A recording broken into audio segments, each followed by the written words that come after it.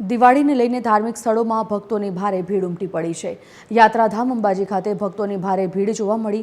વર્ષનો અંતિમ અને સૌથી મોટો દિવસ વહેલી સવારથી જ મા અંબેના દર્શન માટે ભક્તોનું ઘોડાપૂર ઉમટી પડ્યું હતું।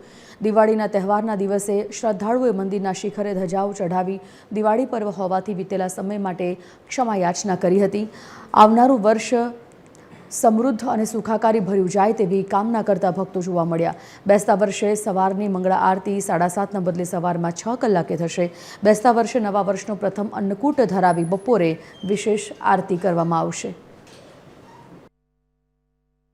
આ વર્ષ માતાજી અમારા માટે બહુ જ સારું રહ્યું છે અને માતાજીના અહીં અંબે માના મંદિરે દર્શન કરવા આવ્યા તો વધારે એવું એમ થાય છે કે ના ઈચ્છા અમારી દરેક ઈચ્છા પૂરી થઈ ગઈ છે અને ઈચ્છા હતી કે નહીં બસ માતાજીના ત્યાં જઈએ અને સારું એવું રહે તો આવનારા વર્ષ બી બહુ જ સારા રહે એવી માતાજીને પ્રાર્થના છે। અને અહીંયા આવીને બહુ જ ગમ્યું અને માતાજીને એટલી પ્રાર્થના કોઈ બી ભૂલચૂક થઈ હોય તો માફ કરજો અને સારું રહે આવનારા વર્ષ।